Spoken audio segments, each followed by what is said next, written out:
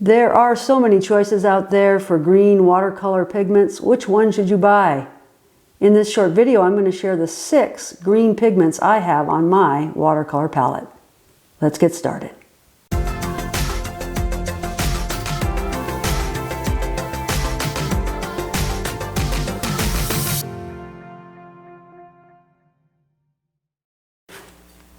In this video, I'm going to share and swatch out all the greens that I have on my palette.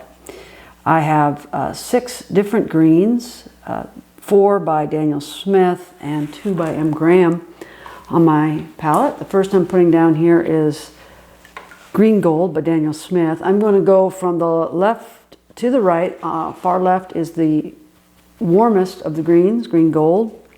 So warmest meaning it's closest to yellow. Moving to the right, the colors get a little cooler, closer to blue. Talk a little bit about each color. Again, the first color I put down was a Green Gold by Daniel Smith, and it is the pigments in that color are PY150, PY3, and PG36, actually 3 pigments in one. It's not a pure pigment. It is transparent, staining, and light fast level 2. So good light fastness, but not the best. That was the Green Gold here that I was talking about, which I think is a beautiful color. One of my favorite colors. The color I just put down was a Sap Green, and it is also transparent, staining. But as you can see, as I put it down here, it is, well, it says it's transparent, but whenever I put it down, I just think it's so opaque. And unless I really draw out with more water here and create more transparency, it can come across as very opaque. So I don't know why I'd call it almost semi-transparent, but that's not what they say from M. Graham.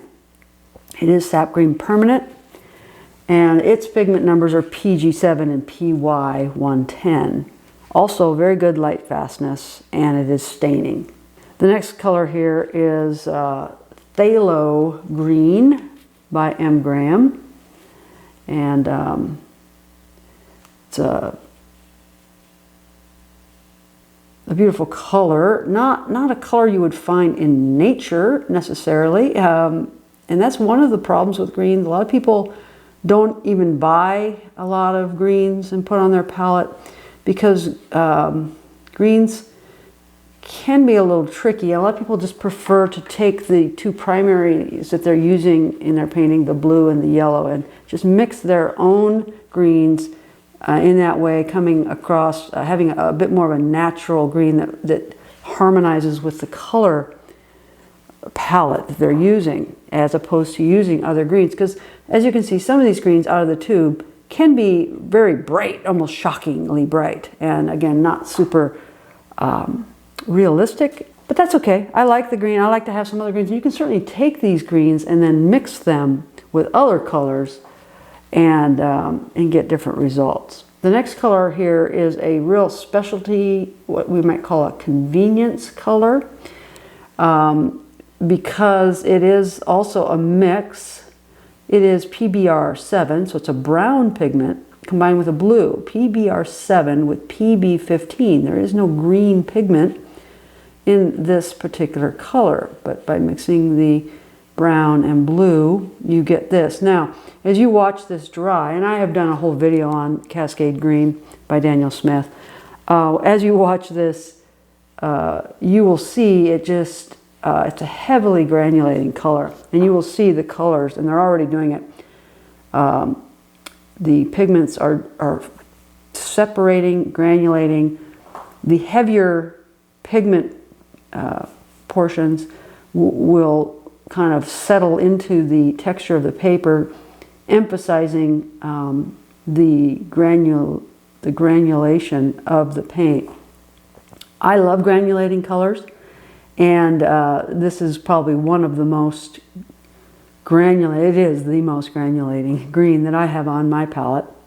And it just is beautiful. It not only granulates, but it separates out into the various colors. You will see it turn areas will turn more blue and some areas will turn more brown, and these greens, and it takes a little while for these colors to emerge, but they will, and they're beautiful, and I just love them. It's a real popular color by Daniel Smith, and it is semi-transparent, which again, they call this semi-transparent, but this is called transparent, and I think this is much more transparent to me, but I don't know who sets these standards or measures these things, but I don't always agree.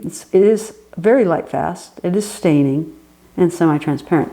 Now again, to be really fair, this color here, and this is an M gram, these two are M grams, and the other 4 are Daniel Smith. And so they do, between the different manufacturers, they do have different ways of measuring and labeling their paints. So you just have to be aware of that. I tend to have more Daniel Smith pigments on my palette than I do M gram or any other manufacturer. I really do like Daniel Smith. The next color is Phthalo Turquoise, also by Daniel Smith. Phthalo Turquoise. So now we're moving obviously more towards the cool end of the green spectrum, closer to the blues, and you can really see that here. It's a turquoise color, so it has more of a bluish undertone to it. The pigments are PB15, which is a blue pigment, PB15, and PG36. So, and I think, you know, this again is gorgeous, really beautiful color. Probably would be great with like marine, like if you were doing seascapes, and because there are times when, you know, in the waves and all, and the seascapes, you get this kind of turquoisey, brilliant sea green or bluish green, and I think that would just lovely for that kind of thing. It's considered transparent, staining. It is very light fast. Considering light fastness, I almost always buy light fast paints that are light fast level 1, meaning the best, excellent. The paints will last hundreds of years. They will not fade. And to me that is important, so I just avoid paints that are not light fast. A paint that is not light fast is called fugitive. And the last green on my palette here that I want to share is Cobalt Teal Blue. It doesn't even have the word green in the name of the color. It is Cobalt Teal Blue by Daniel Smith. However, the pigment is PG50. So it is considered a green pigment, which I think is kind of funny. But as we lay this down here, we can definitely see it is a teal color.